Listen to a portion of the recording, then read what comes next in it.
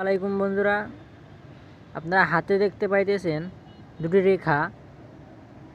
একটা হচ্ছে এটাকে আরবিতে ৮ বলা হয়।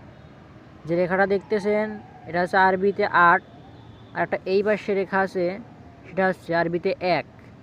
এই ৮ আর ১ মানে হচ্ছে ৮১।